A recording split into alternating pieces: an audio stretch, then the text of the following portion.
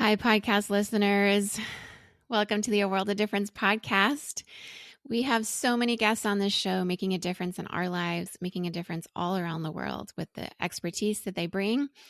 And yet so many of you are reaching out to me saying, you want more. It's not enough just what we're putting on these podcast episodes for you. And so I am here to extend a very warm welcome to you to our Difference Maker community, where you can join for as little as $5 a month to get all this extra content. Out the gate, you're going to get 30 plus minisodes of exclusive content not available for the regular podcast listeners, and an exclusive minisode every month. And you'll get exclusive voting power to help us pick podcast topics and more. And that's at our Changers tier. There's 3 different main tiers and then an extra larger tier. But whatever tier that you join at, you will be included in this extra content. And I know that many of you are wanting to go a little bit deeper. And so even though it gets a little wild in there sometimes because of how deep we go, I want you to join us there. This extra content is very special. It means a great deal to me to be a part of this community with you. And I would love to just exchange ideas or perspectives that you have around these different episodes. And that's the place where we do it. So please show up to our Difference Maker community. Give us $5 out of your pocket every month. And I think that you'll have a lot of fun in there because we do. And I would love for you to join us. So go to patreon.com/a world of difference to join us there.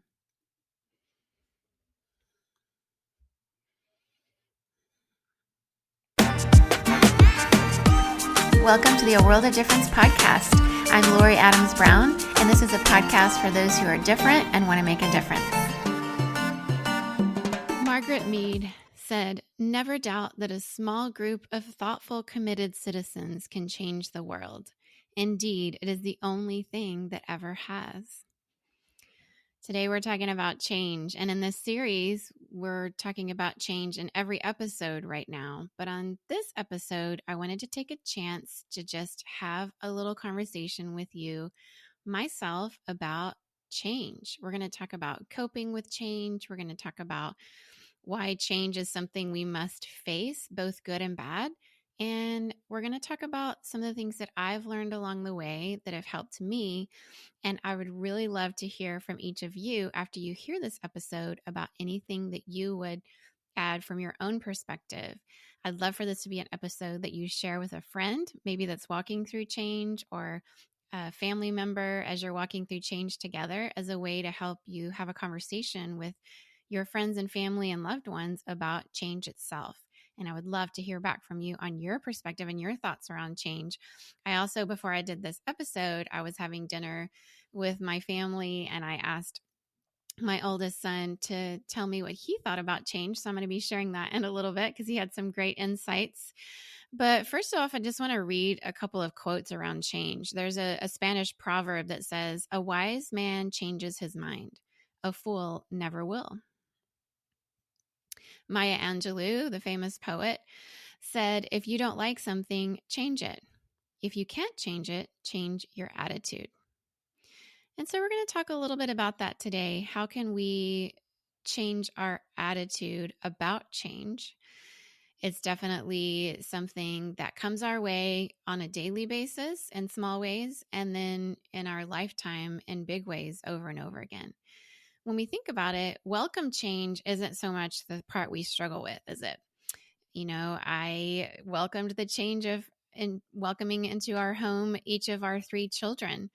I have to admit, I was not super thrilled about the fact that I was expecting twins, because that felt a little bit of an overwhelming change. And I think every pregnancy has its own feeling of overwhelm. But it turns out that change that was brought into our family has been such a wonderful blessing. Each of our children, you know, I was not one of those people who ever wanted to get married. I really just was a very self-sufficient, independent person who didn't feel like I needed to be married to do the things and have the life I wanted to have. But the welcome change that came into my life was I met my husband, Jason, when we were in college. And suddenly I realized that was a change that I wanted. It had a lot of fear in terms of what that was going to mean. You know, I think many people go through that as you're trying to figure out, you know, is this a person I want to spend the rest of my life with? That wasn't the hard part for me. It was mostly just, you know, the idea of for the rest of your life being tied to the decision making with this particular person. But it turns out that change in my life has been one of the best decisions I ever made, and it continues to contribute to my flourishing and the flourishing of others that we know together as a couple, because of the ways we've lived life together in ways that I'm fully convinced are better than I would have done on my own. And as a person who really appreciates, teamwork and the opinions of others, many people throughout my life, especially my husband, have helped me walk through changes that were difficult. And we're going to spend a little time with an exclusive interview that I'll do with each of you who are our patrons, the Patreon supporters, where I'll dig into a little more in a personal way how I coped through some of the biggest change that happened in my life. But for the purpose of this episode, we're just going to walk through kind of at a high level different thoughts that I have around change and how I have navigated those.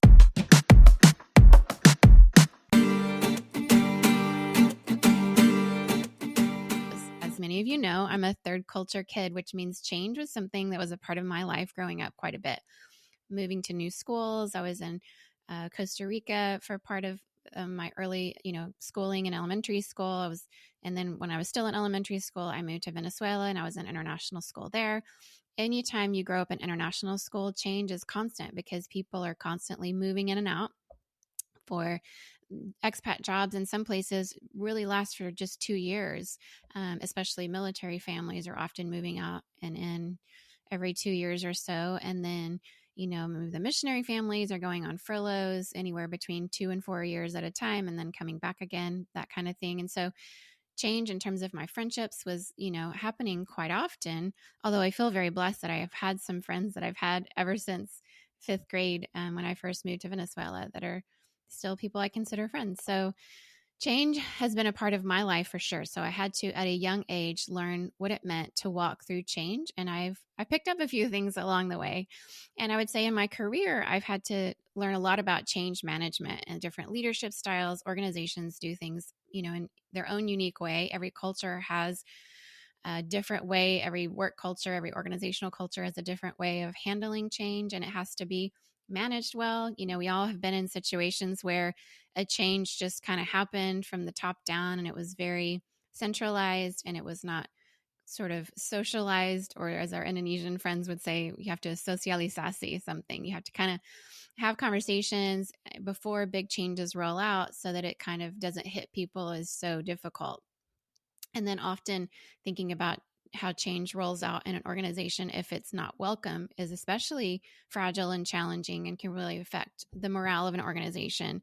Case in point, here in Silicon Valley, many tech companies have made announcements that, people are coming back to the office, and it may be a certain amount of days per week, 2 days per week, or for some people, when it kind of rolled out earlier on for people with more hands-on positions in manufacturing or engineering, it happened earlier than it did for others. But all of that can feel kind of sudden if it's not been expected. And so I'm going to talk about 5 different ways I have found that change is something we can cope with when it's not easy to handle. And I think, change, like we said, is an important thing that we walk through. It's not insignificant in any way, but it's also just an inevitable part of life. It can be challenging, though, to cope with at times. And so here's some strategies that may help you cope with change, and I offer them to you. And once again, would love to hear what has been helpful in your life that you've discovered. Number 1, I would say we have to pay attention to our emotions. And that's something that has been not the easiest for me. I'm a strong T on the Myers-Briggs. So I'm more of a thinker, but it doesn't mean I don't have feelings. I certainly do. And I'm a very empathetic person, and I really care about my friends and family in a very deep way. But it can sometimes be hard to recognize emotions. And so I've learned some tools earlier in my life that sort of helped me walk through that. And, in the last several years, for sure, have had a therapist help me kind of understand how we can have a range of emotions around change. That could be everything from excitement to anxiety, sadness, fear. And, really digging deep into those things is what can help us recognize this is what's going on. And I would say recognizing emotions for me particularly meant paying attention to my body and what my body was saying to me. And that's not something I was really raised to understand. I was definitely, I think many of us probably are in that category that you just sort of make decisions with your brain, and then you're just being very logical about things. And I'll bring up here what my oldest son, who is a real brainiac, he's studying aerospace engineering and getting straight A's in college, and he's just a really smart dude, very very knowledgeable, and has just been a collector of knowledge really since he was a baby. He just has this uncanny way of just remembering things, and learned his alphabet early, and all the things. Like he's one of those. His brain just absorbs a lot of information. And so when I asked him, what are your tips around handling change? He's been writing a research paper somewhat along these lines for his English class in college this semester. And so he's had that kind of on his mind as he's been doing some of the research. And he said, it's important to rationalize it, right? And to think about all the facts around it and research it, and get as close to understanding the change as you can and figuring out how it affects you. But he said it's also can be really harmful if you start to change your identity around that change, so that we don't want to automatically jump into I am this kind of person, therefore, because of this change, but you wanted to be more thoughtful about it. So, I mean, he's an Enneagram 5, and I know Enneagram 5s are just very much withdrawn their thoughts, and that's how he is. And so I found that very insightful. So on the one hand, we want to recognize our emotions, but we also want to be thoughtful about those emotions by using our brain to recognize them, right? And it's important to acknowledge and just validate your own feelings. Allow yourself to feel through them with a lot of self-compassion and with curiosity instead of judgment. And that can be hard for some of us, especially certain personality types. I'm thinking of 2s and 3s I've known, 4s even sometimes, that can be really hard on yourselves. And I just want to say, if you are the kind of person that really is struggling with self-compassion around how you feel about change, I would just invite you to stay curious about that. And it's in feeling through it sometimes that we can get to the other side and really embrace the change. The second one I would say is to focus on the parts of the change that you can control. There's so much within our process around change that's out of our control, and that can feel very helpless and frustrating. I remember when I was 15 and my mom was pregnant with my younger brother and had to be medevaced out of Venezuela, and I was a freshman in my international school, and life was just good. I just joined the volleyball team, or just been invited to join the volleyball team, and we were going to be playing with other international schools. I was doing really well in my French class and loved it. I had, great friends, and was about to go on beach retreat with the other TCKs that I knew at this beach house in Cata Beach. And all of a sudden I found that I was going to be having to go to the United States for a particular unknown amount of time to help with what was happening with my mom and my younger brother because of that dangerous situation. And I don't know, I have twin 15-year-olds right now, and I just, that's not the easiest time to be thinking about how big change is affecting others.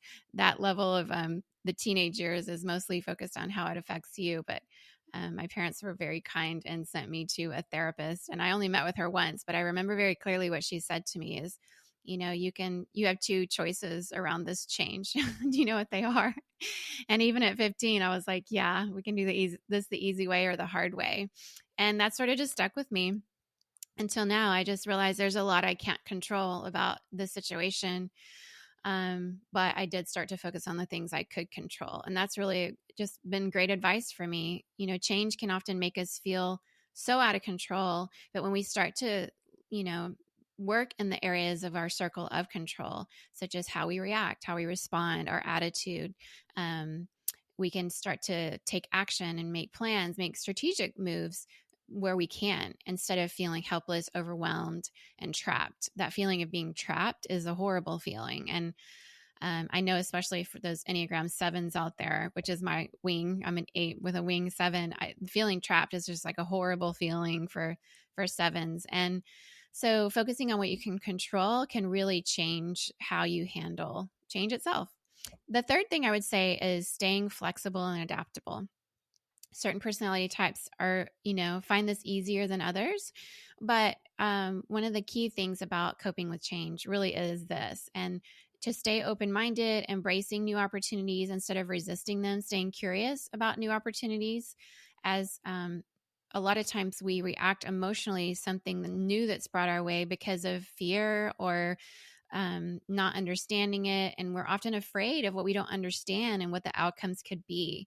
But if we can have a posture of being flexible and adaptable, often we find that some of those moments that we can take a risk have actually been some of the times in our lives where we stepped into some of the most beautiful parts of our lives. For me, like, for example, getting married and having children, those were really scary things for me. They weren't parts of my plan. But when I became more flexible and adaptable about opening up my heart to those things, they are some of the best things in my life that I would never want to have said no to.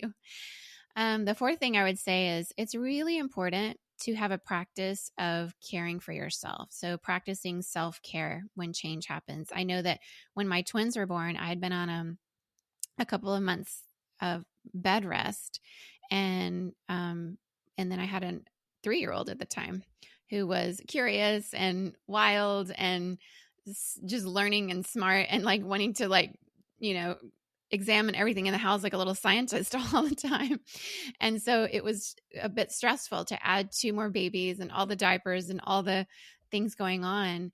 And I had my husband was working on his marriage and family therapy master's degree at that time, and somebody that was in his classes with him offered to get together to like just give me basically free therapy because she needed to get sort of counseling hours, right, for the degree, for the licensure track she and my husband were in. And so I remember her saying, as a mom with 3 very little ones, you're going to need to really focus on self-care.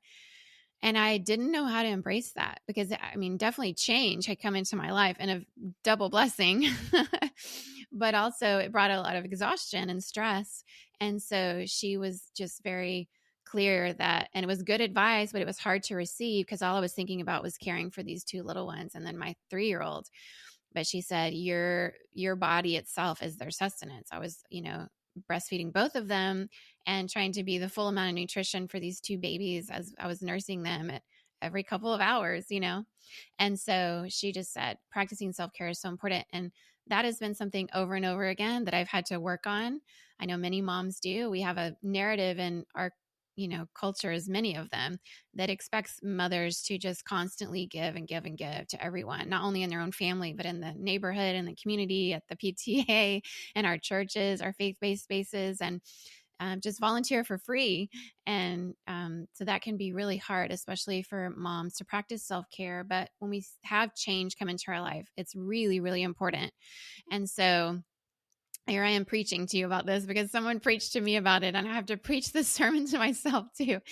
It's so important to practice and prioritize self-care, especially in times of transition. So if you're about to make a big move across the world, or you're taking an expat assignment for the first time, or you're repatriating back home, if you're sending your child off to college, if you're just getting married, if you're expecting a child and about to go through motherhood for the first time, or have just given birth, any of these times of transition, it's just so, so important to make sure you kind of don't fill your schedule in ways that make it hard for you to practice self-care. So getting enough rest, even if you have to get an app on your phone, a health app that reminds you it's time for bed.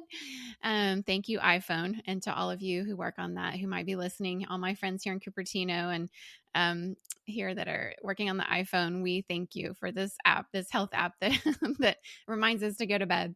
Make sure you eat well, eat healthy meals, get your vegetables. Make sure you exercise. And in fact, if you can, grab a friend or your kid or your neighbor or your spouse and, do a walk around the neighborhood. Sometimes processing the transition can be a bit traumatic. And so the bilateral movement of taking a left step and a right step actually mimics the EMDR therapy that we can do for trauma. And so my husband and I, when we went through a really traumatic situation a couple of years ago, just did a lot of walking in our neighborhood. And it was the bilateral movement and taking steps together that helped our brains actually process that trauma. But in addition, we got exercise. So it's really important to keep exercising and get some fresh air, get some vitamin D. And to practice mindfulness or meditation, maybe you call it a quiet time, maybe you call it your prayer time or a time you read scripture in the morning or at night or at your lunch break, whatever it is, it's just to practice a time of, thinking and allowing your mind and your spirit to be open to receiving. And mindfulness is a really hard one for me. My therapist early on, when I went through a challenging situation a couple of years ago with what happened at our church here in Silicon Valley with spiritual abuse, my therapist that I was working on with DBT really said, mindfulness is something you really should consider to put into your life. And I found it really hard to do that. I even have an app on Waze on my phone, the setting for headspace for mindfulness. And my kids always laugh at it because it sounds so cheesy. It's like, feel your body in the seat of the car. And talks about the journey and not the destination. So my kids always laugh at me, but I need those reminders because if not, my personality is just very action oriented and I want to get things done. And so pausing to be mindful and, ask myself, how do my toes feel right now? Is it cold in here? Just paying attention to my body as, a way of grounding me is not easy.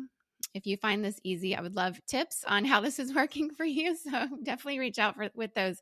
But I've found it very challenging to walk through this type of self-care, but I highly recommend it because it is helpful, especially for, how walking through transition can feel overwhelming.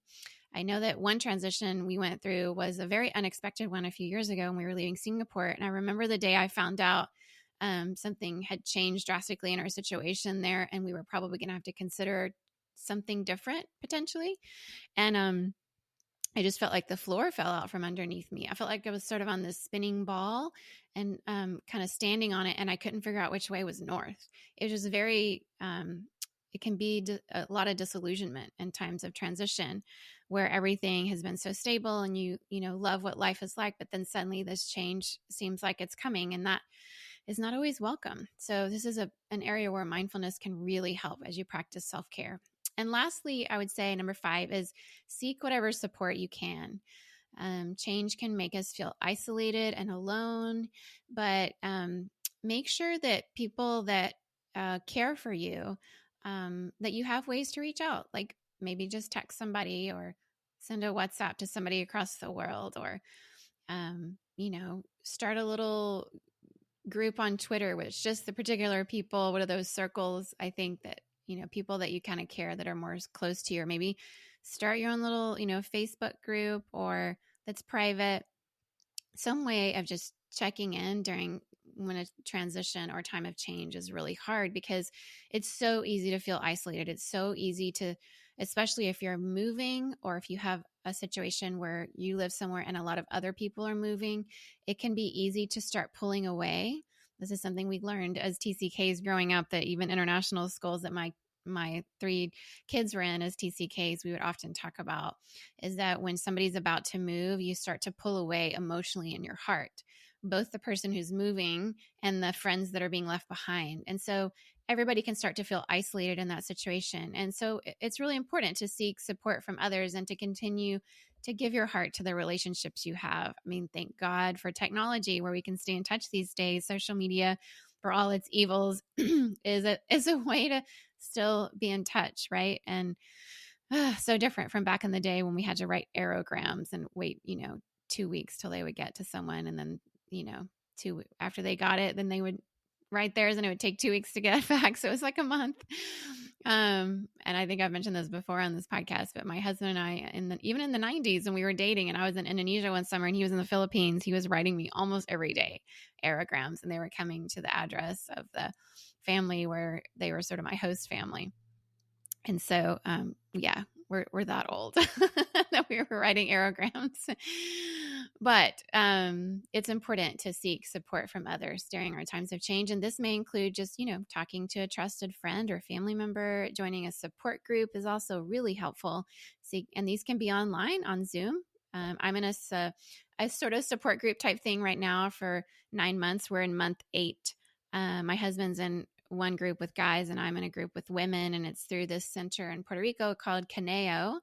Highly recommend it. Dan White Jr. and his wife Tanya are a part of starting this, and it's for people who've walked through spiritually abusive and toxic situations. And we read an article every week. Some of them have been articles written, by Chuck DeGroat and different people that are experts on how to walk through this process of healing from spiritual abuse. And every week we read an article and we interact with it and through our writing with each other in our little group. My group has a WhatsApp group and a Facebook private group. And then we meet on Zoom once a week, and our leader of our group is a therapist, and she's wonderful. She has us do a lot of mindfulness. She'll read prayers over us, and we interact with these articles. And then it's going to end in a retreat in Puerto Rico next month, which I'm very excited to meet everyone in person for the first time. But support groups like this, or maybe you've come out of a cult recently, and so joining a support group for people who've been, in a cult before, that's a huge change, where you're trying to come out of some of that gaslighting and trying to figure out how they had told you things maybe that all the other groups out there weren't as good as theirs. And so you're learning to find there are other groups out there that are good. And so that kind of a support group is really helpful. Maybe the change in your life is that you've recently walked through divorce. And so joining a divorce care group. I have a great friend here in Silicon Valley and Fremont who runs a divorce care group at her church in Fremont. And she's just a wonderful person and has really been able to help a lot of people through this kind of support. But it's a significant change. If you've walked through any type of abuse or domestic violence, joining groups where you can get support and this kind of change of trying to pick up the pieces of your life and find hope again is really, it's a huge thing to walk through, and you really do need support. So I would say in the realm of support is also seeking professional help from a therapist or a counselor. I just really want us to normalize therapy. If that's not a normal thing for you, I want to help you normalize it, that, we are bodies, we are flesh, right? And we go to the doctor if we have diabetes and we get our insulin, right? Or if we need surgery, we have a tumor and we want that taken out in one of our organs of our body. If our heart, which is an organ, stops working well, we need to get quadruple bypass from the surgeon that knows how to do surgery on our hearts. And the brain is also an organ, and therapists are taught how to help us with talk therapy or with DBT, all these different types of therapy, that our brains and our bodies, our souls, they're all connected. But therapists are, have specialties in how to help us walk through change. This is something they do on a regular basis and are experts in. So all 5 of us in my family, my husband and I, and all 3 of our kids have all done therapy for years because we're always dealing with change. If you change the oil in your car, is that scary? No. Well, maybe it is. I don't know if you do it yourself, or maybe you're worried about getting ripped off, especially as a woman at the mechanic. I've totally been there. But that kind of change is generally it feels normal, right? To change the oil in your car. But also, if you go to get your car's oil changed and you want that tune up, it's not when it's broken. You just need to maintain it. And so therapy can be a way of maintaining our lives, or helping us take risks, helping us walk through all the things that life brings. So yes, remember though that coping with change is not an overnight thing. It's a journey. It's a process. It takes time. It takes effort on our part, intentionality to adjust to the new situations in our lives, both good and bad. And I just want to ask you to be patient with yourself and remember that you are capable of adapting and thriving and flourishing in the face of all kinds of change, whether it's hard change, big change, little change, good change, welcome change. You have what you need. And one of the things that's been probably super helpful in big changes, whether it's change I needed to implement as a leader in an organization, or it's change in my own life where we were trying to get to a particular place and we had a dream or a vision, goals, and we weren't quite there yet. And just having a strategic posture toward what might come our way that we wanted to be available for. When change is on the horizon and you see it coming, or you see that it's needed, often just like shrinking the change down to small bite sizes can be really helpful. So I do not like to clean my house. I never have. even as a child. That's not something I find therapeutic. I would never be a Marie Kondo, although I'm very relieved that even Marie Kondo is sort of learning that it's okay to relax. Good for her. I mean, when children come into your life, they're just really messy, even teenagers. Feel like my kids were better, at least no particular names, but one particular kid was much cleaner when they were younger. And now that they're a teenager, it's a little more, it's not as cool to want to be like mom and dad, like when they're little and they want to do chores. So I feel like in some ways it's a little messier than it's ever been, especially during COVID and that year and a half of online school, right? Gen Z has really handled a lot of change. We should be going to them and asking them how they handled it, because they've had to go to online school and then they've had to go back to in person with masks on and all these different changes in their lives at such a young age. But I would say, one of the things that has been somewhat helpful is when I think about cleaning my whole house all at once, it's overwhelming. I think even if you love cleaning, that can feel overwhelming. But to say, there's advice out there to set a timer for 5 minutes. I've done this with my children too, like just do 5 minutes. And sometimes that's all you do. But occasionally you're like, you know what? That felt really good. I can tell what I did in 5 minutes. And then, an hour later, you've cleaned up a lot. Or if your house is small, maybe your whole house. So yeah, shrinking the change is another way to help it just have bite size. And then you take one step and the next step and just sort of, scaffold it down a little bit, because big change is overwhelming for most of us, even if it's welcome, like planning a wedding. You have to take it in small chunks and eventually it all comes together. So this is my offering to you around change. I would love to hear your thoughts, though. Really would love to hear how you have coped with change. And if you have any thoughts that you would be willing to share with everyone, I mean, you can, of course, just DM me on Twitter and say, here's my thoughts around change. But if you would like to be a part of a community, we have a Patreon community where I would love to discuss this. So please jump on in there. You can join for as little as $5 a month. And I'm going to be releasing an exclusive episode around this concept of change by talking a little more deeply about a personal issue around change that was a very unwelcome and difficult, probably one of the most difficult changes that I've had to walk through, and sort of give how that went for me and what steps I took, particularly around that situation, that helped me to be able to cope with that change and ultimately be where I am now, which is having walked through a lot of healing and flourishing and all of that. So yes, I would love to have you. You are absolutely welcome in our Patreon community.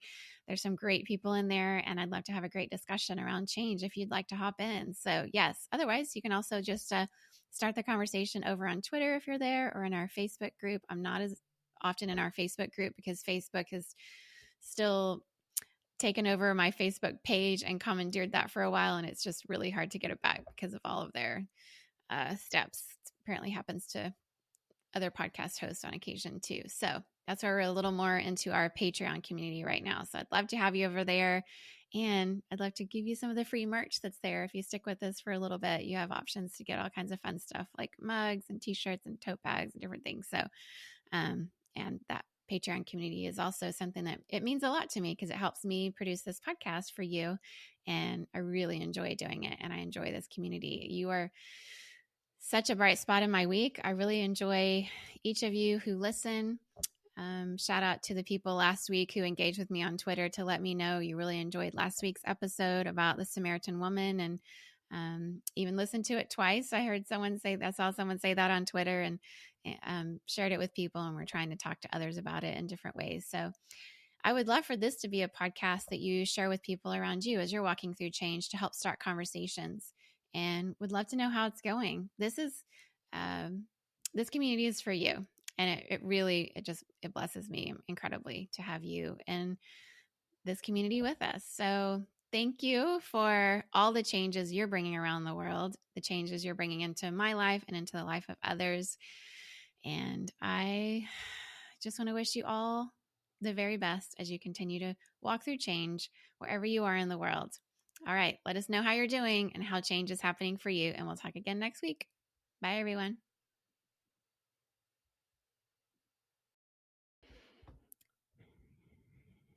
As we're finishing this episode, if you're thinking, I really wish I could learn more or go a little bit deeper. Well, that's what our Difference Maker community is for. I would love to welcome you in to join the rest of us there. Once again, it's only $5 a month to join, the price of a latte at your local coffee shop. You can join at our Changers tier. Difference Makers is a community that really means so much to me. It's very special because each time I have a guest on the show, I record something outside of what we give to just the regular podcast audience, where we go a little bit deeper. And then I post those video episodes in this community and we can discuss them. But also at the very beginning tier, which is our Changers tier of this community, you'll get exclusive voting power and help pick podcast topics that give us, more of what we want from your perspective.